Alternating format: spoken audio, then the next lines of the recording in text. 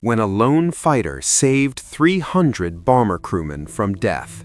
Over a bitter winter sky above Germany, one Mustang stood alone, outnumbered by enemy fighters, yet stayed, time and again, to shield hundreds of bomber crewmen from annihilation. Chapter 1. Rendezvous over enemy territory. January 11, 1944. Over Oschersleben, Germany, at 10,000 feet and bitterly cold air, Major James H. Howard led a formation of North American P-51B Mustangs from the 354th Fighter Group, escorting Boeing B-17 Flying Fortresses deep in the Reich. The day's mission? Strike the aircraft manufacturing centers critical to the Luftwaffe's ability to contest Allied air power. Supporting bombers on long-range sorties had only recently become possible with the long-endurance P-51B, a Mustang powered by a Rolls-Royce Merlin engine and fitted with drop tanks that extended its reach hundreds of miles past England. The weather that morning was clear but Arctic in tone, temperatures so low that condensation froze almost instantly on instrument glass. Radio calls crackled through the cold static, bomber formations stacking, fighters weaving in to take positions on the rendezvous. In minutes, the drill of escort tactics would give way to unleashed violence. Bombers and fighters met with a phantom silence, a pause in the wind before war broke overhead, a calm layer of thin clouds blanketing the fields of Saxony. The first conflict broke the silence. In minutes, what should have been a routine escort would become the longest single-fighter defense in the European Air War and etch this pilot's name into history. Chapter 2. The First Clash. As Howard's group formed up, radar belts around Oschersleben picked up an approaching Luftwaffe interception. Twin-engine Messerschmitt Bf-110 Zerstrauers and single-engine Bf-109 fighters converging on the bombers like steel teeth closing. The first German aircraft tore into the bomber envelope. Gunners in the Flying Fortresses opened up in twin-barrel staccato as tracers stitched across the sky in tight spirals. Howard reacted instantly, driving his P-51 upward and forward to meet the threat. He engaged and destroyed one Bf-110, pulling wide and out of position. In doing so, he separated from his Mustang flight. This gap, however, revealed another danger. Below, bomber crews, some fatigued from mission hours, witnessed German fighters slipping through thinning escort. Like vipers through grass, they lunged for vulnerable bomb bay doors and tail gunners, marking tracers against the lead ships. Howard wheeled his Mustang back toward the fragged bomber formation. Alone and isolated, he saw the bomber group taking the brunt of the attack and made a choice that would define his life and theirs. Chapter 3. The Lone Defense. What happened next spanned over 30 minutes and tens of miles of airspace. No radio calls, no wingmen, just one Mustang and the Allied bomber stream under siege. As German fighters swarmed, an estimated more than 30 aircraft converging on the exposed B-17s, Howard repeatedly wheeled and dove his Mustang into the melee. 3 enemy aircraft fell to his guns, others were driven off or damaged. Bomber crewmen reported the sight with stunned clarity, a single silver-green Mustang flash appearing at every vector of attack, diving on hostile fighters, climbing through clouds to intercept new threats, then spiraling back into the fray. A waist gunner in one Flying Fortress recalled the Mustang threading through bursts of flak and tracers, time and again, right on us before we even saw him coming. Fuel gauges dipped, rounds clattered home before exhausted belts snapped empty, yet Howard did not break off. With 3/4 of his 4 guns now silent and fuel dangerously low, he still refused to withdraw. Minutes became an eternity in the sky above Germany. Chapter 4. Strain of Survival. In many combat accounts, air crews speak of a moment when the battle becomes personal, when survival shifts from duty to instinct. Howard reached that zone long before he returned to base. 3 of his 4.50 caliber machine guns were out of action, each having run dry or jammed. His single functioning gun vibrated with every sortie. A glance at his fuel gauges showed remaining supply barely sufficient for the flight to England. Enemy fighters still swarmed below. Howard began iterative attacks: dive, fire, roll, climb, repeat. Bomber gunners, eyes turned to the fight, saw something remarkable: the Mustang weaving through fighters, always intervening before the next pass could commence. Across the bomber formation, the mood shifted from terror to stunned vigilance, sensing, without understanding, that an unseen guardian flew among them. When his ammunition was gone, he didn't simply return home. He used the Mustang itself as a deterrent, diving through swarms and forcing enemy pilots to weave defensive arcs. Chapter 5: Savage Swarm over Oschersleben. Howard's eyes scanned the sky above Oschersleben as the Mustang's engine droned at high cruise power. The bomber stream ahead, 3 tight formations of B-17 flying fortresses, held steady on their course westward after the bombing run. Yet every heavy bomber's formation now cast a long shadow over Germany, marking them as targets. Overhead, the sky was vast, pale blue in winter light. Below, rolling fields and villages lay cold and silent. Instantly, contact reports came through the bomber group's rudimentary radio nets. Luftwaffe interceptors had climbed to meet them. German pilots of Jagdgeschwaden units were experienced at this game, patient and relentless.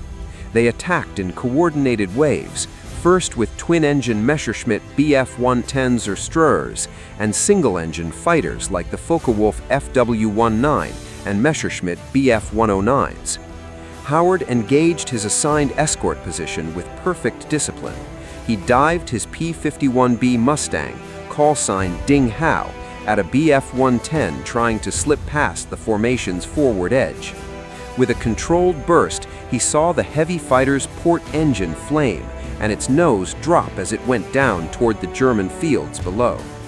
In that instant, his Mustang was alone. In separating to make the kill, the rest of his flight, nearly 50 Mustangs of the 354th Fighter Group, had scattered to meet the larger enemy formations. Howard pulled back toward the bomber stream, only to find dozens of German fighters already in close position on the trailing fortresses, their intent indisputable. Below him, the bombers, laden with bombs and far from home, were now defenseless in open air. The roar of engines around him grew into a clamor of metal.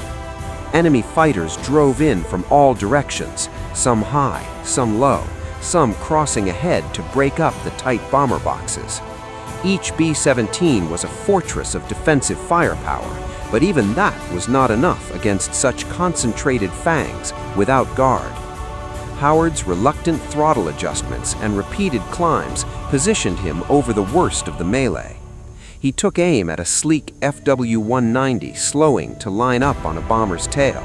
The Mustang's guns barked, and the German fighter spun away, trailing smoke toward the green fields below. Bomber gunners turned their turrets to watch, their tracers stitching the sky in desperate arcs. For the next 30 minutes, Howard wove through the sky like a single thread pulling a tangled weave apart. In a series of audacious attacks, diving, climbing, banking, he struck enemy fighters from positions that should have been fatal. And all the while, the bomber crews watched from their turrets, astonished at this lone Mustang that appeared wherever danger struck. With ammunition dwindling and fuel gauges slipping toward reserve, he still held his post over the bombers. Fuel burned, precious liquid slipping through the Mustang's tanks as the struggle continued northeastward. 3 of the 4.50 caliber machine guns he depended on now stood silent, either jammed or out of ammunition. But he did not withdraw. Instead, he maneuvered his fighter to force the German pilots into defensive actions, breaking their attacks and frustrating their objectives. Bomber stream radio chatter would later note repeated relief each time he plunged through enemy aircraft to intercept another strike. As the engagement wore on, the sky itself seemed crowded with steel and fire, enemy fighters in spirals and loops, bombers weaving to avoid anti-aircraft flak trails, and the lone Mustang threading amid them like a fleeting shadow. Chapter 6: The Turning Tide of Air War. Howard's Mustang, call sign Ding Hao, Chinese for very good, a name he had adopted earlier in North Africa, continued carving arcs through the cold German sky. The bomber formations were already past the industrial city of Oschersleben and pulling northward when the attack came. The bombers rolled and banked, their defensive guns sending tracer into the frosty air, but every bomber was a fortress vulnerable when its escort vanished. The mission itself had been one of the largest escort missions yet flown. At least 177 B-17s and a similar number of bombers from other groups hit the aircraft works and then turned for home deep in the Reich. Many German fighters, Messerschmitt Bf-110s, twin-engine Bf-110s, and Focke-Wulf FW-190s were already vectoring on the returning fortresses in what amounted to a calculated trap. When Howard's flight scattered into the melee after the first interception, it left an unguarded sector. That gap in the protective shield was exactly where the Luftwaffe's fighters pounced, weaving through bomber boxes and forcing commanders to take evasive action. For over 30 minutes, Howard's Mustang became the only screen between the German fighters and the stricken bombers below. His tactical choices, diving on attackers from unexpected angles, climbing steeply on breakneck throttles, and forcing attackers into defensive maneuvers, kept the swarm at bay. All four of Howard's 50 caliber Browning machine guns had been firing at intervals throughout the engagement. By the time his fuel was perilously low and 3 of the guns had run dry or jammed, he had been credited with destroying 3 enemy aircraft and likely damaging several more. Yet he pressed on, diving on any German aircraft that closed on the bomber formations, even when his remaining ammunition was nearly spent. The German fighters, frustrated and outmaneuvered, began to break off or circle wide to avoid his aggressive defense. In that icy German sky, the lone Mustang pilot wasn't just fighting aircraft, he was fighting time, fuel, weapons wear, and the harsh truth of isolation high above enemy soil. The bomber crews themselves would later tell reporters that Howard's sudden appearances, diving in to drive off attackers, were like watching a phantom silhouette sweep through the chaos and disappear again. Major Allison C. Brooks, the leader of the 401st Bomb Group, would later coin the image of Howard as a one-man air force, defending his charges as though possessed by an unearthly purpose. Howard's decision to not wait for his scattered flight was critical. Tactical doctrine of the time emphasized regrouping before engagement, but Howard judged that every second the bombers remained unprotected, their losses would mount. That granular, moment-by-moment decision to engage alone would become the core of his Medal of Honor citation, awarded later that June by Lieutenant General Carl Spaatz in London. For the bombers still limping toward Allied airfields over the North Sea, his solitary defense wasn't just gallantry, it was survival itself. Chapter 7: Return Flight and Aftermath. In the late afternoon sky over Germany, Major James H. Howard's P-51 Mustang Ding Hao, still keyed by the roar of its Merlin engine and marked by the scars of combat, finally began its long return to England. The engagement over Oschersleben had stretched into a test of endurance, more than 30 minutes of unaccompanied defense against a swarm of Luftwaffe fighters, from the moment he rejoined the bomber stream after losing contact with his flight, to the final disengagement toward home. Howard's actions that day would later be cited in the text of the Medal of Honor, the United States' highest military decoration, awarded for conspicuous gallantry and intrepidity above and beyond the call of duty deep in enemy territory. As the Mustang crossed the English Channel at the end of the long mission, visionary aside, bomber crews already circulating on Allied airfields spoke of the solitary fighter that had held vigil over them. Major Allison C. Brooks, commander of the 401st Bomb Group, would later describe Howard's actions as the greatest exhibition I've ever seen. That assessment came from more than one voice. Debriefings from bomber gunners and pilots, more than a dozen crew reports, detailed the same kernel of truth. A single Mustang pilot appeared at every vector where German fighters struck. Their accounts, gathered by group leadership and passed up the chain of command, formed the basis for both formal recognition and the enduring legend of that day. For those bombers, still limping toward Allied airfields over the North Sea, his solitary defense wasn't just gallantry, it was survival itself. Chapter 8: Recognition and Legacy. The bitter winter skies of early 1944 yielded to spring, and James H. Howard's Mustang flight logs and crew testimonies began circulating through the operational reporting channels of the U.S. Army Air Forces. What had begun an ordinary bomber escort had become an extraordinary test of individual resolve and aerial skill. For more than 30 uninterrupted minutes, Howard had repeatedly placed his North American P-51B Mustang between the returning Boeing B-17 Flying Fortresses of the 401st Bomb Group and a large formation of German interceptors. His Mustang, nicknamed Ding Hao, Chinese for very good, was a symbol of the new breed of long-range fighters that had begun to shift the balance in the air war over Europe. While his fellow pilots in the 354th Fighter Group continued the relentless cadence of escort flights and strafing missions, Howard's actions stood apart. Bomber crews, many on their 14th combat mission that day, filed detailed debriefs.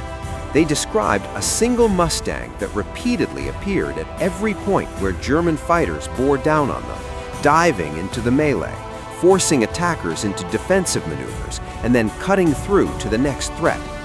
These reports, collated by bomber group leaders and forwarded through 8th Air Force channels, formed the basis for formal recognition of Howard's valor. In Washington and London, staff officers pored over the mission reports. The Medal of Honor citation was drafted with precise phraseology that would later enter the historical record. It noted that Howard chose to attack single-handedly a formation of more than 30 German airplanes, and that he had pressed home determined attacks for some 30 minutes, despite the failure of 3 of his 4 50-caliber machine guns and dwindling fuel supplies.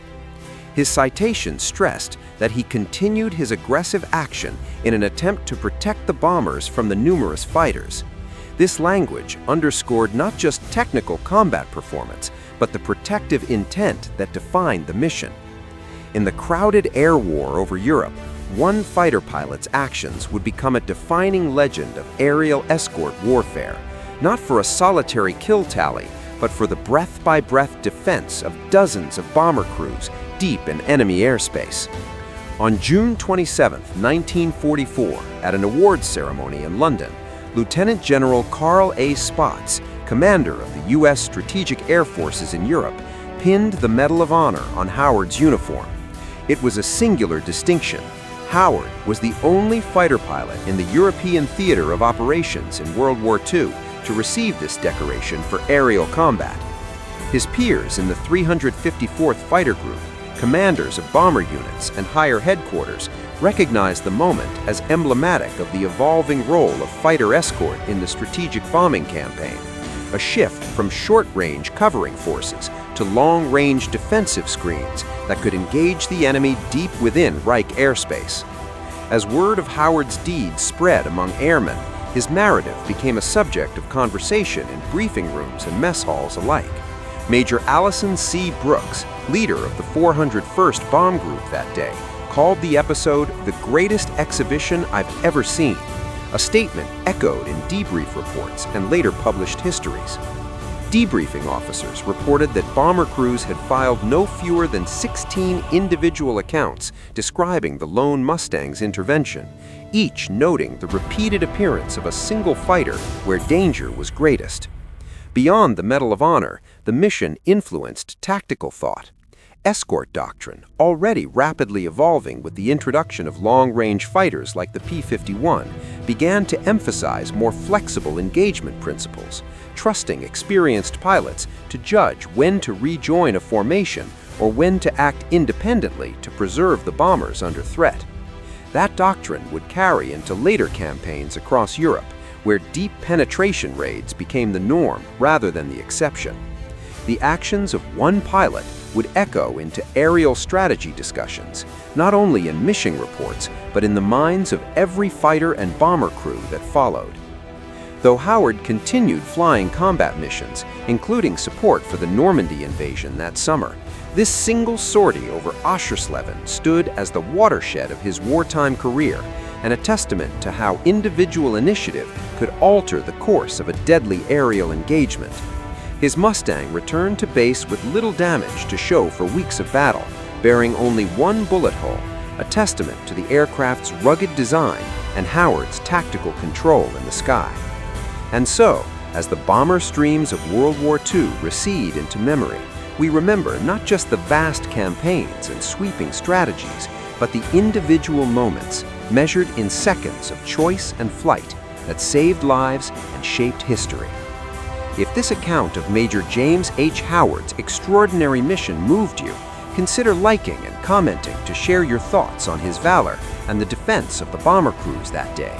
Subscribe for more deep, historically faithful examinations of remarkable wartime stories from World War II and beyond.